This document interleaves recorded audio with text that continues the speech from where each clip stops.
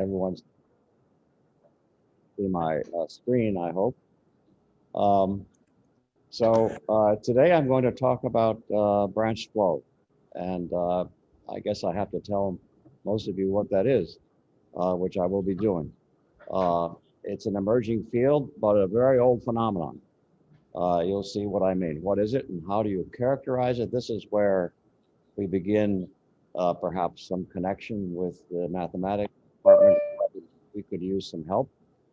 Uh, and I think there are many opportunities here. Giving examples of branch flow and discuss it very shortly, a short discussion, why it was so late to become a field of study, which it was late, um, and what needs to be done is certainly one of our topics.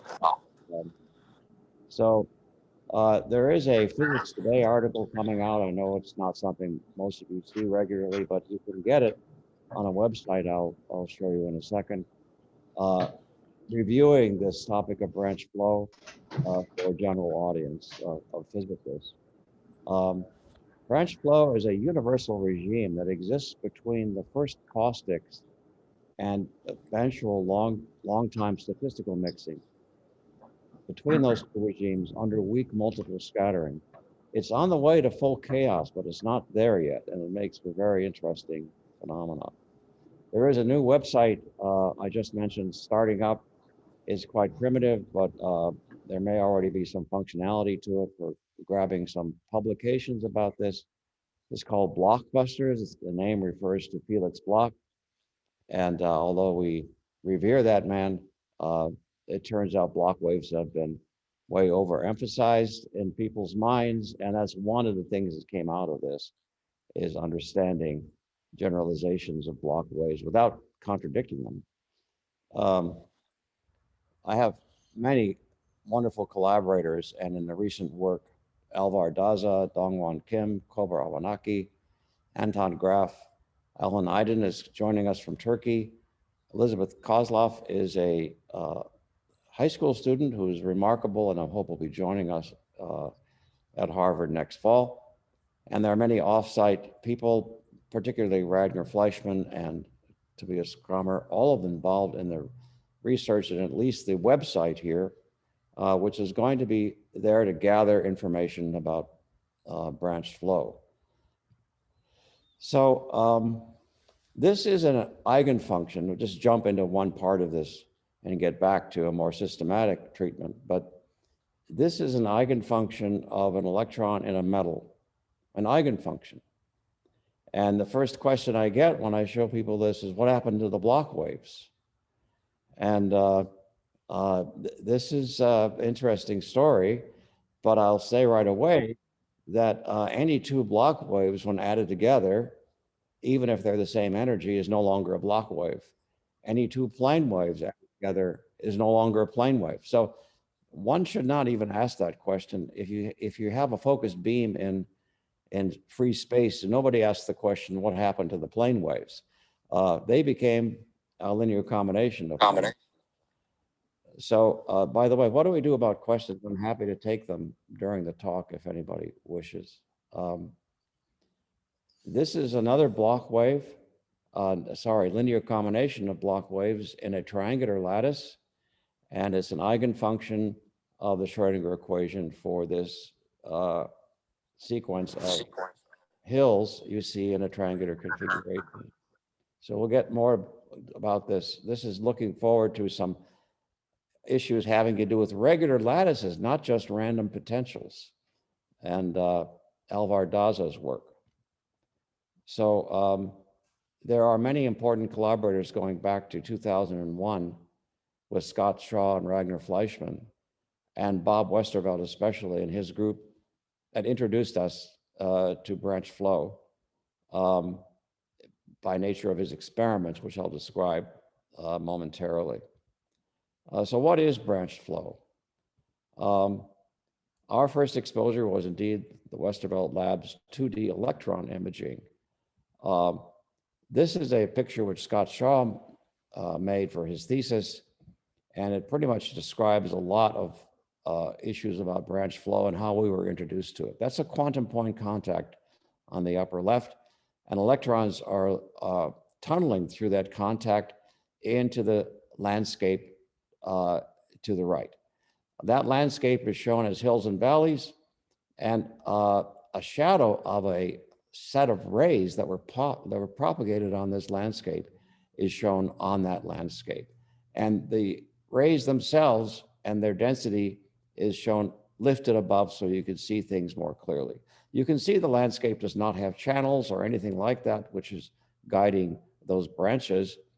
It's an indirect, the branches form indirectly as a result of nonlinear classical dynamics. We'll be doing waves, which of course is linear, and we'll investigate that connection. So let's watch this movie of branches being formed.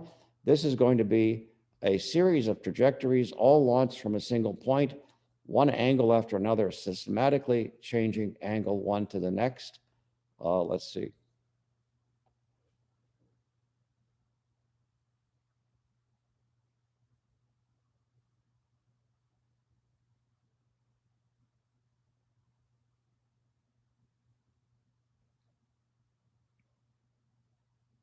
This is launching from a manifold, if you wish, in phase space, all a range of angles or momentum directions, if you wish, all from the same point. Roughly speaking, it corresponds to a vertical line in phase space, momentum on the vertical axis. That's the initial condition, but it becomes very complicated later. In the early part of the motion there, you see structures you should recognize as caustics, but what happens when we get caustics upon caustics and we get this branch flow? So this is the original image, which Bob brought into my lab, neither one of us knowing what the heck was going on.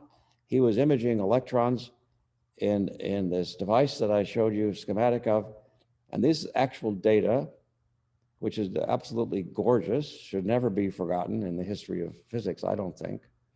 There are quantum interference fringes, there is branch flow, this is the electrons flowing over this landscape. How do you image them? You do it by a scanning tunneling microscope tip. The quick answer is the electrons cannot be reflected back toward the quantum point contact unless they're there in the first place. So you get to image where are the electrons. The interference fringes I won't be able to discuss today unless there's questions. They were a surprise, actually, how long they lasted in distance away from the quantum point contact. This is a simulation of the potential which the actual electrons feel in this 2 degree of freedom electron gas, which the Westervelt group had produced. And the branches you notice are not are forming after many correlation lengths of this potential. It takes a long time, often, and it's universal in the sense it doesn't really matter how many correlation lengths, unless it's right away, in which case the scattering's too strong to be called branch flow. So this led to this paper and cover of Nature. That's branch flow on the cover, and this work was received very well. So fast forward, nearly 20 years later, we have belatedly realized that pure metallic resistivity is branch flow. However, there is a warning. This is heresy in condensed matter physics right now.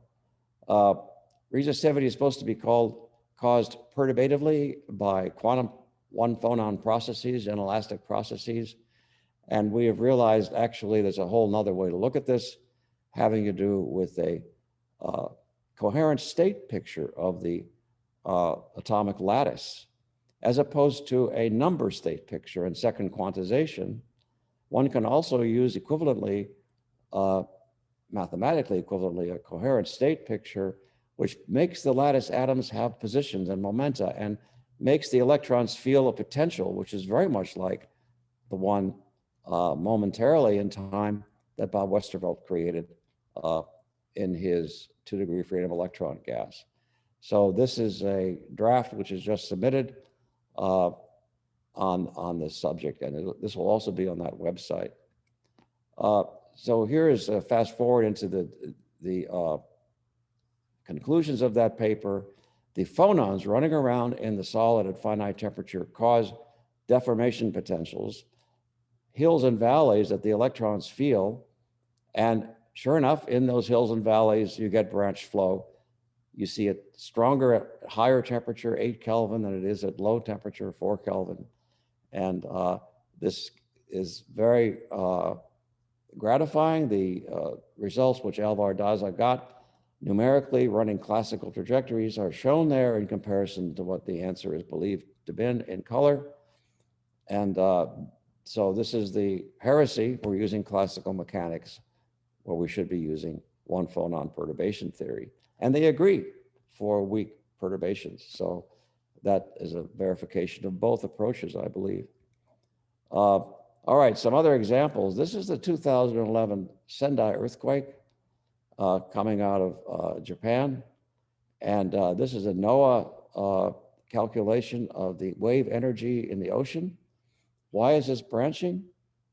Well, the waves are in shallow water.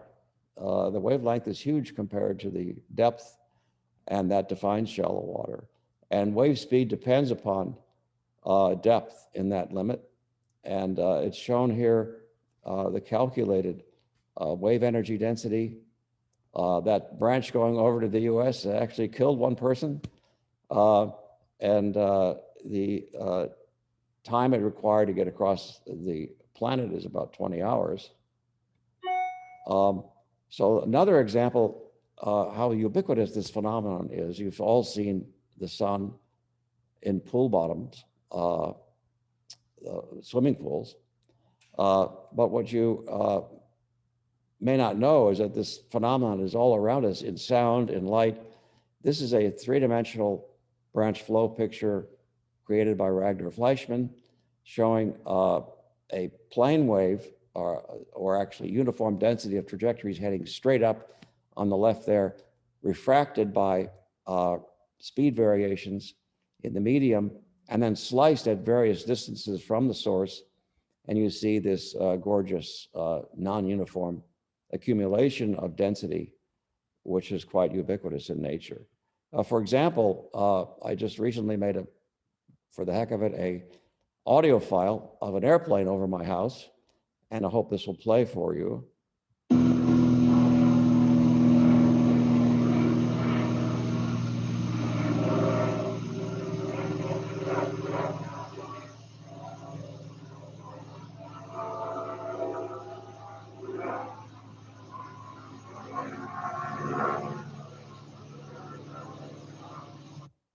So what you're seeing there and have just heard are loudness variations. And this is a sonogram of that file. You see the harmonics of the propeller there as the streaks. You see a slight Doppler as the plane headed away.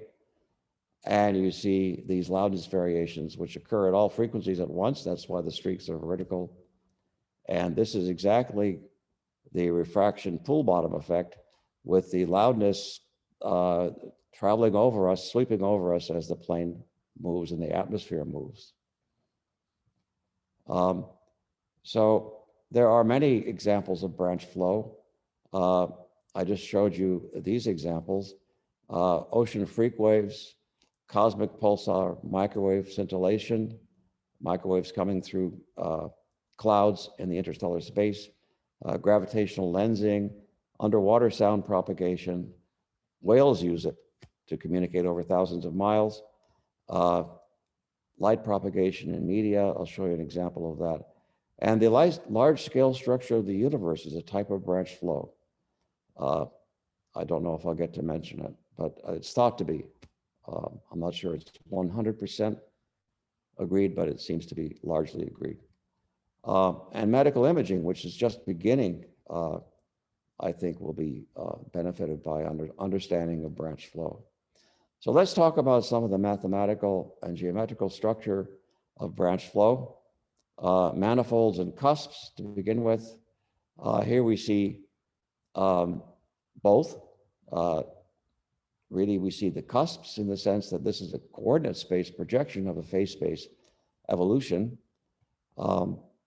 and very interesting structures develop, including the primary caustic, which you see there in the circle, and two types of branches which we're trying to identify and quantify. Certainly they're evident to the eye. A type 1 branch, which is a simple fold caustic projected onto coordinate space from phase space. And then there's type 2, we've tentatively named it, which is these complex branches that are much darker, which involve apparently some stable motion, accidentally stable motion. This is one of the questions that first comes up. With all this random passing over this weak random potential, isn't it chaotic? Well, it turns out the kicks you get for the first few moments or minutes or whatever could compensate each other and give you local stability. Eventually, everything will become unstable. There'll be a finite Lyapunov exponent in the sense of the formal definition, but things get very, very interesting on the way to that limit. So let's look at this phase space of the classic cusp, catastrophe, setting rays in parallel to each other from the left with a bad lens shown in green there. And you see the focusing going on. And we're going to be looking at a surface of section, plotting the momentum along the y direction, the vertical direction, versus y itself. Very boring while they're all parallel to each other. However, already in the middle of the lens, you start to see some interesting structure, which is the bending of rays toward the focal point there from below and from above in the other direction. And at the focal point, there is a caustic, and I'm very concerned about this. We don't just use a ballpoint pen to draw these pictures. Why is that? That green line has increased thickness where it is wiggling there and going vertical in the y direction in py. So if I project that green line horizontally onto the y-axis, I'll have a large probability there that corresponds to the focal point cusp. But it isn't properly drawn with the ballpoint pen. It is thicker there in the sense that the thickness assigned to the original line, the red line, is still being preserved. And this is what happens to it under the area preserving nonlinear transformation. So not only does the manifold go vertical there, but the probability of being there is per unit length of the line is much higher. This is called a rarefaction, and we're going to get to that in a minute. Beyond that point, the caustics spread out in two directions. You see them there. And what's happening is the phase space evolution, now in blue, has made a couple of these bends in the probability density and phase space, which correspond in projection to singularities in coordinate space. Now let's talk about this rarefaction exponent. We find it extremely useful to understand what's going on, not only in phase space, but in any projection, including projection onto coordinate space. So there is a stability matrix, we're going to say more about it in a second, call it M, which controls the local dynamics near any point in phase space. So linearizing around that point, there'll be some stretching and compression and rotation going on. And you see that happening in the vicinity of this initial structure there on the lower left, becoming stretched, compressed. And we notice that in this particular evolution, the red line got thickened considerably and the blue line got stretched considerably and made thinner. Both have the same area they started with. And the small circle became obviously an ellipse, but the rarefaction is small for that red region and large for the blue. Rarefaction is manifold dependent, and the stability matrix is not. It's a local property of a point in phase space and its evolution, but it matters greatly what manifold you started with in determining what things look like. So this picture here showing a boring horizontal line, but with finite thickness, became this picture after a few iterations I will show you of a map. And we have a very non-uniform evolution, even this very small rarefaction, which would project down to a large density in coordinate space, even though there's no caustic, there's nothing in here which is lying vertical to the coordinate space. So rarefaction is important, and it's given by the stability matrix projected onto the initial manifold direction locally. So this is actually data from the Westervelt picture I showed you. The cusps I just talked about, there's a cusp in the data. I mean, it's absolutely gorgeous. You even see the wavefronts curving toward the focal point there, right to the left of the arrow. And that is an analysis of what the wave function should look like, and it matches quite well. All right, now the stability matrix is, of course, there to tell you what happens in the vicinity of an initial point in phase space, call it x0, becomes xt, and in 2 dimensions, there'd be 2 independent states you'd want to look at. This is one of them.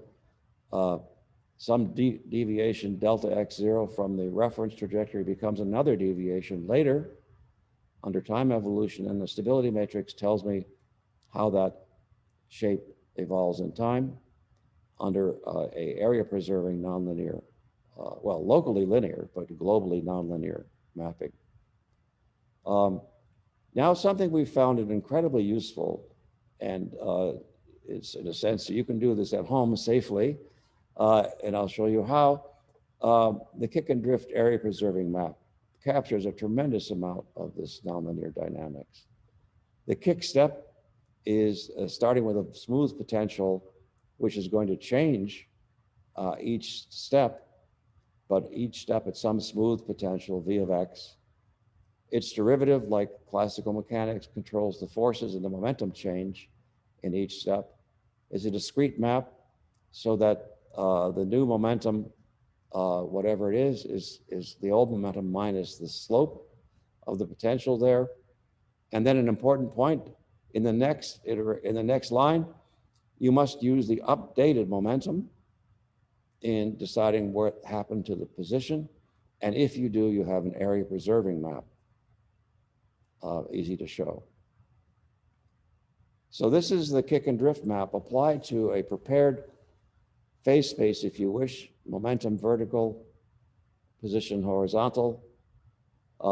It's useful to draw little circles so you can see what happens locally in phase space. And manifolds, if you wish, thick manifolds, which are shown in color there. The first kick step boosts the momentum randomly in different places by some modest amount. You see it there. And then you drift. Drift is simple, free evolution and under no force. And you notice, of course, the momenta which are higher go to the right and lower go to the left. But there's a shear associated with that, of course. Then in step 4 there, another kick and drift cycle. Step 5, 2 more, and you begin to see something really interesting develop. Step 6 has 1 more, I think, and zoomed in, so you can see some very interesting structure, which is not fully understood, I would say.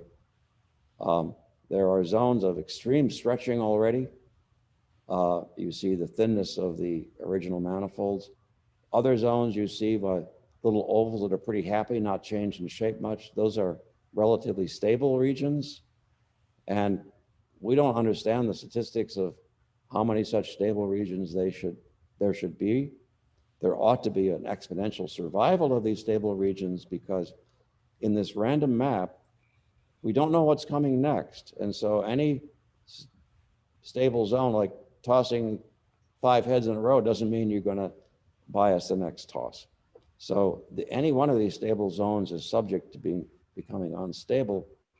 But how many are there? And is that universal? Even though the branch flow seems to be universal. The branches themselves would be, if you look at the red manifold, for example, very non-uniform density in coordinate space if you do a radon transform vertically down and you see the non-uniform distribution of the red dye there. But if you have a very large kick and a short drift, for example, stiff, high barriers, we don't think that's branch flow. And this, I don't know where to draw the line, what is or isn't branch flow. But this certainly is not in the extreme limit of large kicks. Another way to plot these kinds of things is to draw the density of on the initial manifold as a series of closely spaced dots, and then the dots do not remain equal distance apart. That's the rarefaction. And although you don't see the individual dots in the upper panel, they are projected down to the lower panel to give the density in coordinate space. And you see how incredibly non-uniform it is. And those are branches which you would see by the eye in a higher dimensional example.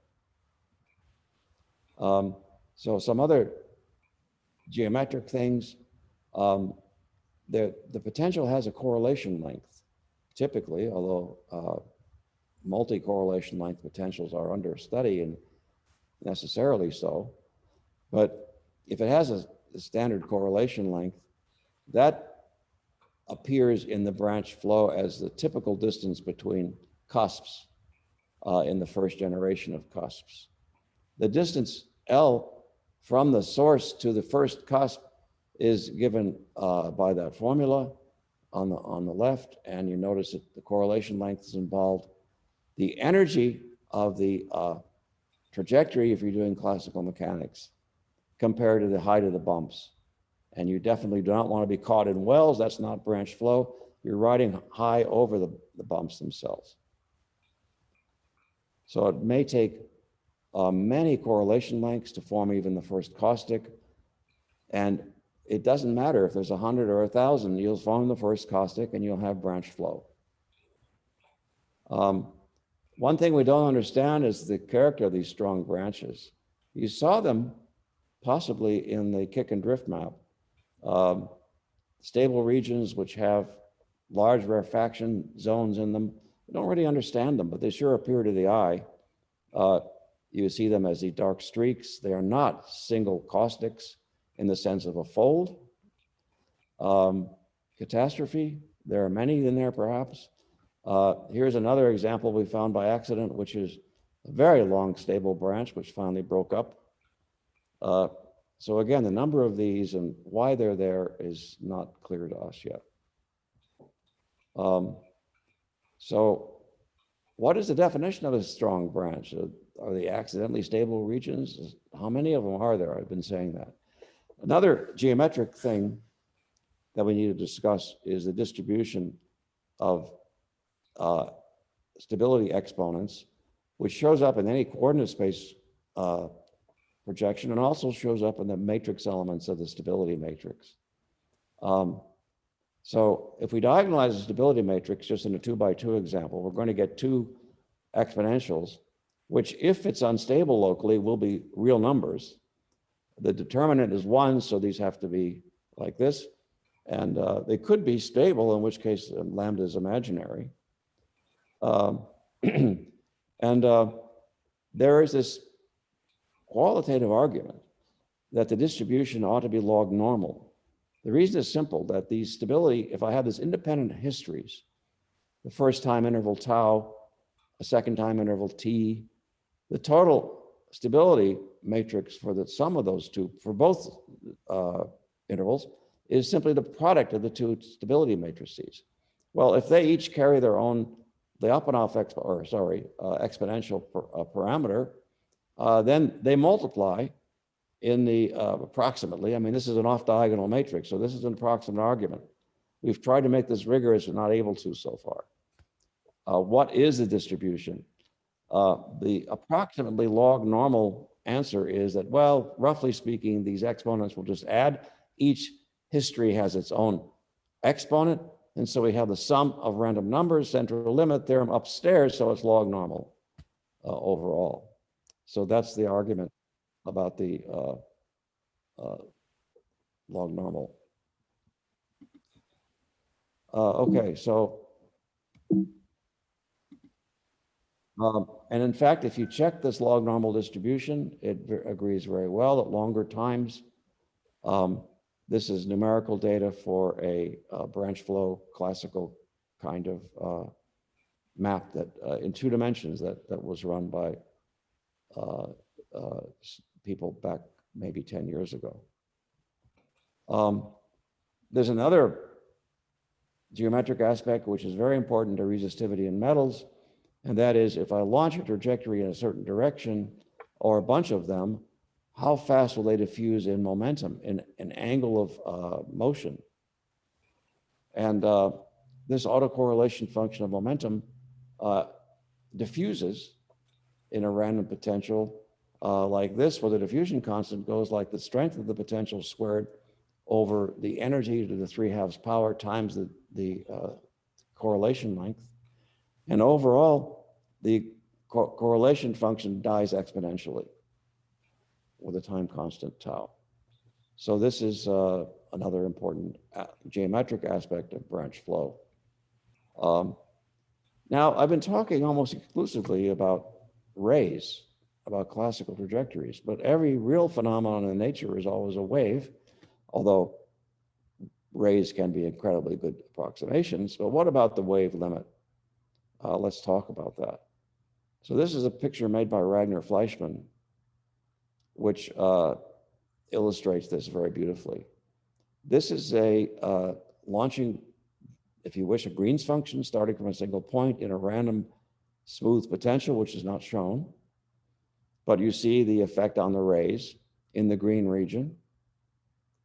And we've been seeing several pictures like this. A larger version of it is on the upper right panel. But suddenly it's switched to the wave solution in the purple zone. Same potential, same energy. And it's obvious to the eye how similar they can be. But of course, you see interference fringes and funny other things, which are not quite the same, of course, as the classical mechanics. And if you zoom in on this, you get more detailed information about the differences, and they certainly aren't identical. You have finite wavelengths. There's no way they can resolve infinitely sharp structures that are present in the classical mechanics. However, if you project these kinds of things, and this was done for the surface of section, which is the circle itself, and what is shown here is the classical momentum along the circle versus position on the circle by the time the trajectories reach the circle. And this is the standard, very beautiful phase space evolution, area preserving. These lines cannot intersect because they didn't to begin with. And the extra density you see by projecting these lines onto the circle radius itself, and very detailed information in this phase space picture. However, it's not quite the same in the quantum mechanical picture. However, when this is projected onto the circle, this is the probability distribution for finding a trajectory somewhere on that circle, both for the wave and the rays, and you see how remarkably similar they are. They're not identical, of course, but at least in this value of Planck's constant, we'll discuss that in a second, there's tremendous correspondence between rays and waves. You can do ray tracing for many purposes instead of find the wave equation solutions. This is another example of rays at the top and waves at the bottom, and in a deformation potential and a potential random smooth potential. You see in the arrows there are some differences if you compare the two. They don't the exact or very close correspondence doesn't last forever, and we don't understand how it quite how it disappears. And now about the H-bar studies. This isn't branch flow necessarily, but I just wanted to show you that we are quite able to do studies involving changes in Planck's constant and change nothing else. So what you're seeing here is a random potential, which is kind of dim, but you can see it aside when the wave isn't being plotted, you can see this kind of random potential sitting there. For a very wave packet was launched vertically down from above, about where that h bar equals 0.3 label is shown. And you're looking at that same wave packet with very different h bars in 4 cases, sometime later, under the random potential. So you see this momentum diffusion and very classical-like motion for small h bar. Already by a 3 times larger h bar, something very surprising to us happened. First of all, the beginning to be wavefront reconstruction. This is multiple scattering. We call it the window glass transition. When light goes through window glass, it's multiple scattering like crazy, but it's all going on a scale short compared to a wavelength. So the wavefront reconstructs with a different speed, and you see beautiful ballistic images through the glass. This is beginning to happen here, but what we didn't expect is just there's diffraction at very specific angles going on. And if we go to a larger h bar, there's still diffraction that's actually backwards in this case. We understand it, we think. And the wavefront reconstruction is much more effective. And then you go to a larger h bar still, and it's all wavefront reconstruction. The potential is being ignored in detail. This is multiple scattering window glass transition. And the reason we did this was to understand the transition from the classical limit to the window glass transition. And this is something that I think is a very interesting multiple scattering problem, which we don't understand. We're trying to get some intuition numerically for it. All right, let's talk about fuzzy manifolds. So we've already mentioned them. We've been using them actually, but let's be more specific about it. So this is interesting. The stars twinkle and planets don't. Did you know that? Planets have some angular diameter that's finite, and stars essentially zero angular diameter from our point of view. And here is a BBC Science explanation about some strange explanation. This is BBC Science gone bad. It's actually just this averaging of the caustics by a finite disk, which is the planet, which causes the twinkles to disappear for a planet as opposed to a star. This is that same picture again, and I wanted to show that. I'm going to get back to it. Yeah, I wanted to mention these were finite thickness manifolds to begin with. You can call them fuzzy if you wish, but their thickness is important and preserved under the dynamics. But here's a sort of Gaussian smooth fuzzy manifold. This was done in connection with a study on freak waves in the ocean, which is the first thing we worked on after Bob Westervelt's electron experiments. I thought that maybe this has to do with freak waves in the ocean, and I still strongly believe that it does. But if you're going to study waves in the ocean, you don't have waves arriving from a single direction. They're arriving from a storm and a range of directions. So what happens to that under nonlinear evolution? The nonlinear evolution, the kicking and drifting, if you wish, is caused by gyres or currents in the ocean. Those change the wave speed with position, which always causes refraction. So you get weak random refraction as you cross the ocean. And you notice that these density fluctuations survive the fact, as shown in the bottom there, survive the fact that there is a finite thickness manifold. And this black zone is wave energy if you're in the ocean. And where wave energy is larger, that's not saying there is a freak wave. It's saying it's much more likely that there's a freak wave. And so this is above and beyond already the Gaussian random statistics, which Christopher Long and Higgins developed for so many years, and which unfortunately predicted a frequency of freak waves 50 times less than has since been measured. And people looked for reasons for that. So just being unlucky, if you add up a bunch of cosines, is not the reason for freak waves. So it was thought that, oh, must be nonlinear wave evolution. And everybody went there except us, because this branch flow is linear evolution as far as waves are concerned. And it's just changing the wave density and the probability of freak wave happening. And we believe this is, and we get about a factor of 50 easily by some simple estimates because of this effect in the ocean crossing of waves. And here's a, not exactly a mystery, but an interesting thing, which is not in the literature yet. This is a picture of these fuzzy manifolds, two-dimensional waves being propagated from above to below, and with a 10-degree or maybe 20-degree range of directions of the waves. And you see these smooth, almost blurry caustics showing up. But if you keep following the waves down, there's some sharp features which appear. And these have not averaged out. They're almost caustic-like. And the thing that partly has us fascinated for mariners is that mariners often report a wavefront field heading at them. They try to push their ship into the field. And all of a sudden, this freak wave comes out of the side.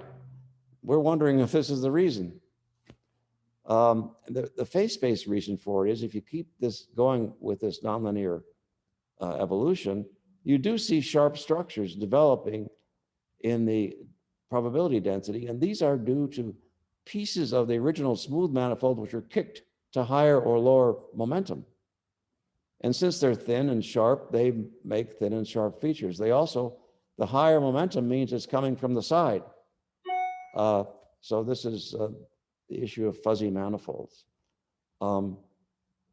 Perhaps I don't need to discuss this. It's more or less the same issue.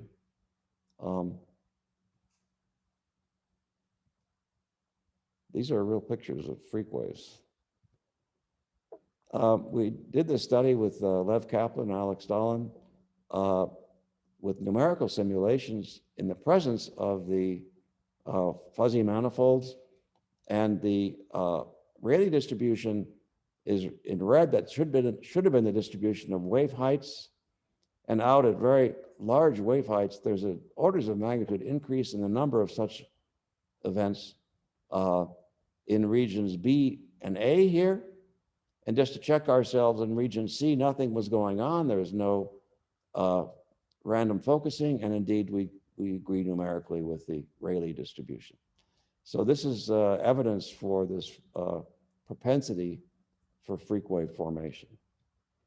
All right, now we're going to get on to something toward the end here about Bloch waves. This is a Bloch wave in graphene. I bet most of you have never seen a Bloch wave in 2 dimensions.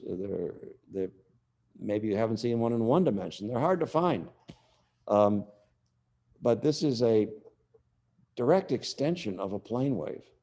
You can see it marching forward with well-defined wavefronts and so on. Those hexagons are the atoms in the graphene carbon lattice. But what has become very much to the fore lately is superlattices for 2 reasons.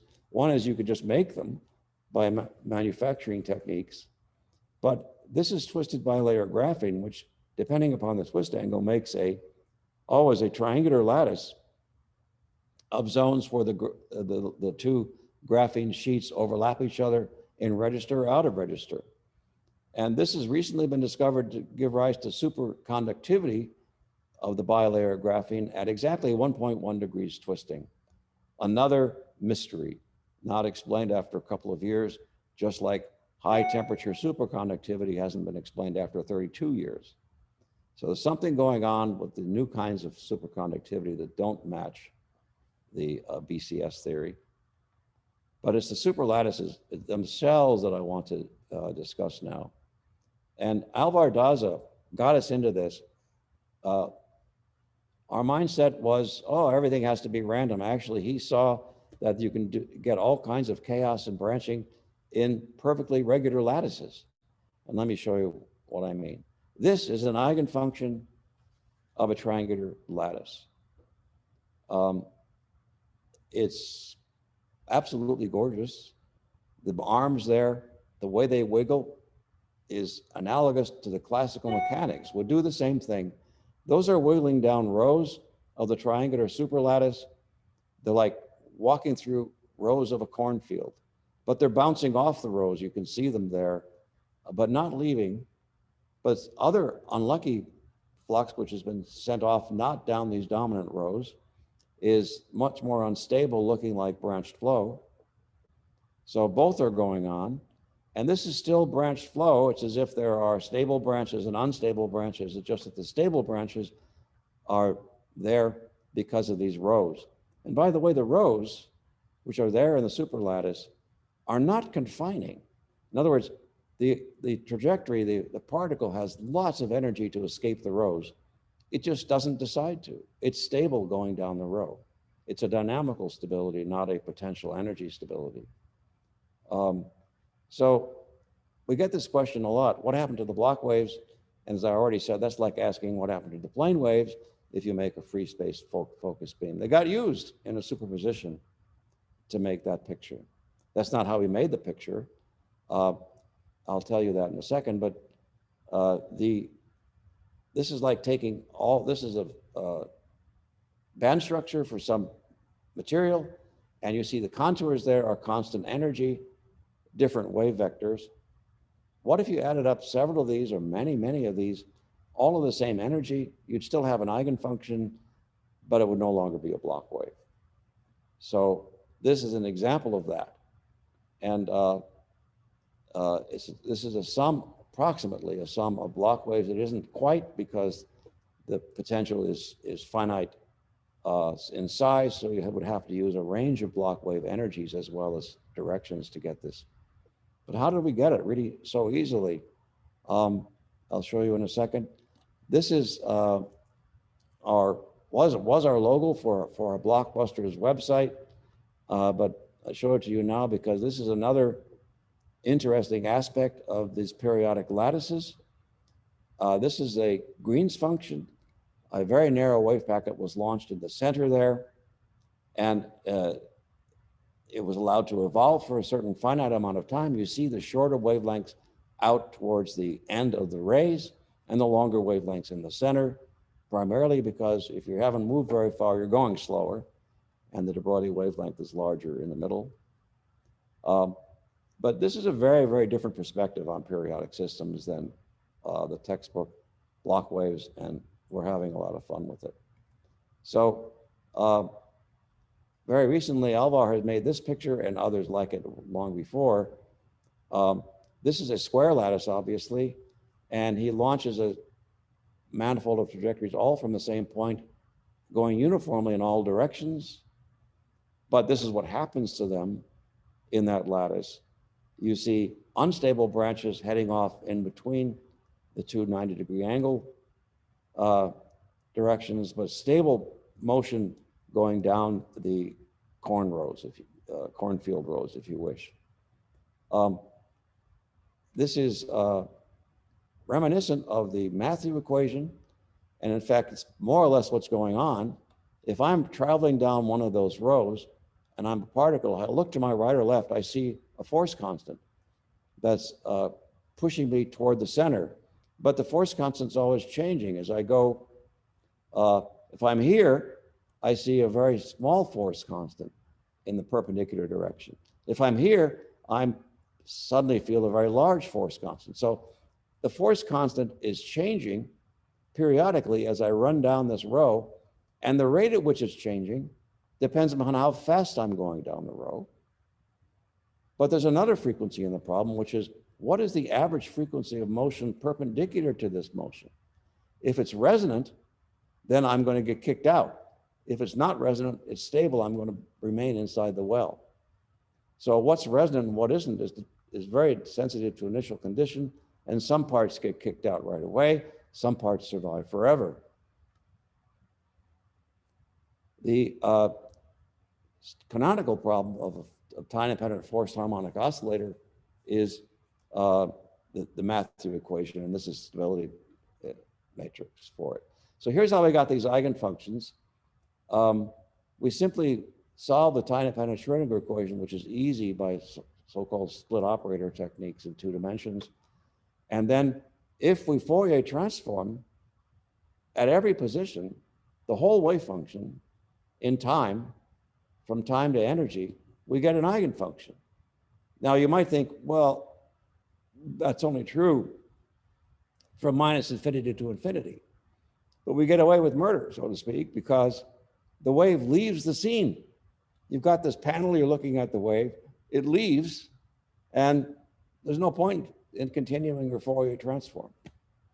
So we get eigenfunctions that way.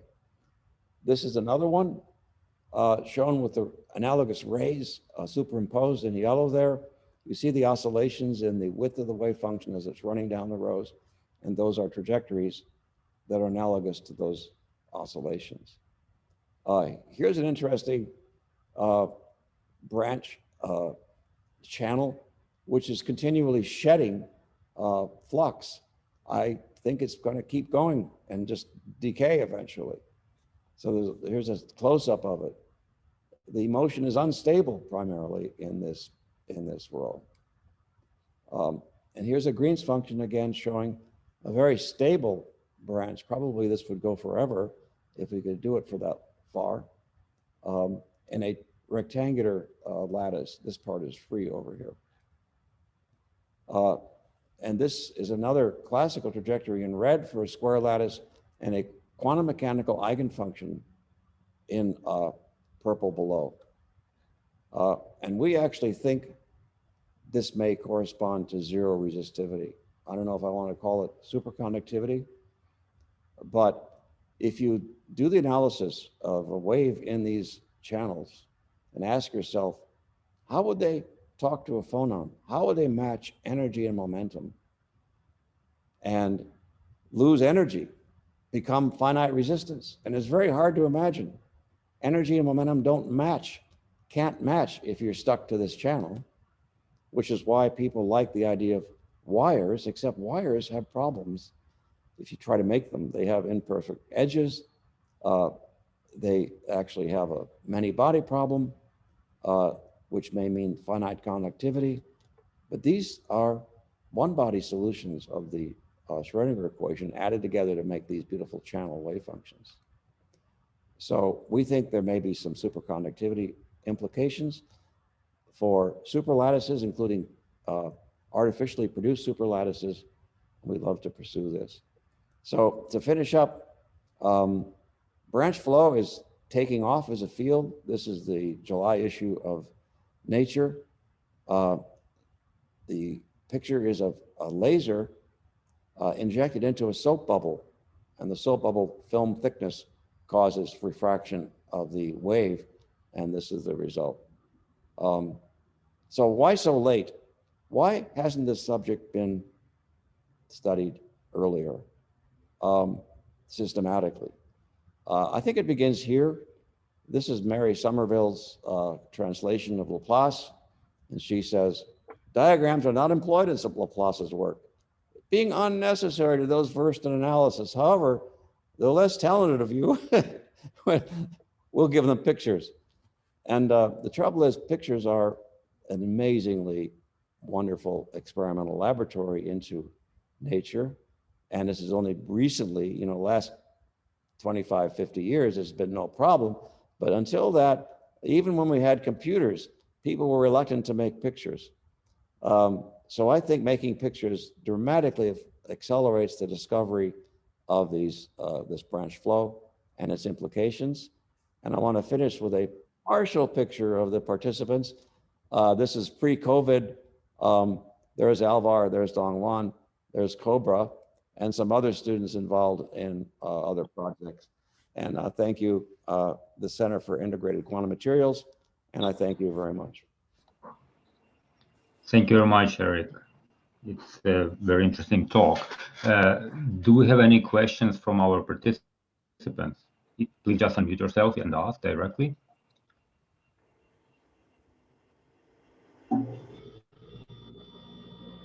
I have a question actually about, sorry, I have a question about this phonon scattering. I'm wondering whether what you're saying is just a reformulation of the Bloch-Grüneisen law, or whether there's something that's quantitatively different from the usual Bloch-Grüneisen law. You may have said this, but could you clarify that for me? The Bloch-Grüneisen law is a law obtained from first order perturbation theory and the Boltzmann equation. And I think actually it is pretty valid in the regime it was originally derived. It's been around for 80 years or something. However, our theory is based on classical trajectories, or at least taking the deformation potential literally, which has a deflecting potential, which was used only in perturbation theory before. However, those two things ought to agree if we take our formulation and do it in a perturbative limit, we get agreement with the earlier Bloch-Grüneisen. So there's no disagreement between us and Bloch-Grüneisen, except that we're unafraid of anything nonlinear or stronger.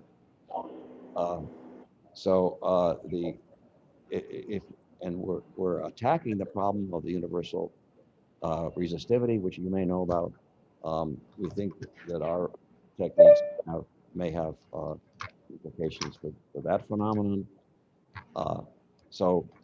It is a radically different, psychologically different picture, but it's consistent with the Bloch-Grüneisen. In fact, we get Bloch-Grüneisen from it in a perturbative limit of our theory. But that's a very good question. Do you have a way of showing that you get exactly the Bloch-Grüneisen, like some analytic handle to show that it gives you the same Bloch-Grüneisen formula, or is it just a numerical observation? Kim did that for us. It's in the preprint. Showed the title of it. There is one disagreement, which is not really a disagreement, but there's an order one factor having to do with the way it is more natural to incorporate fermionic statistics in the normal Bloch-Grüneisen formula. How do you incorporate it if you've got trajectories running around? So there is an order one prefactor that we're working on that somehow take account of Fermi statistics. Okay, thank you.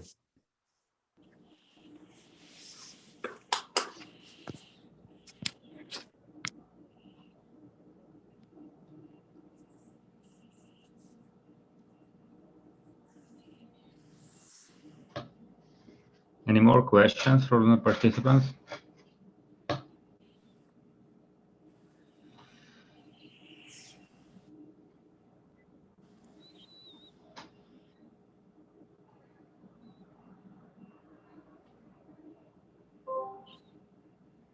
Okay. Professor Heller, thank you very much for a great talk. Yeah, great talk, Eric. Thank you. You're welcome. Thank you very much for inviting me. Yes, thank you.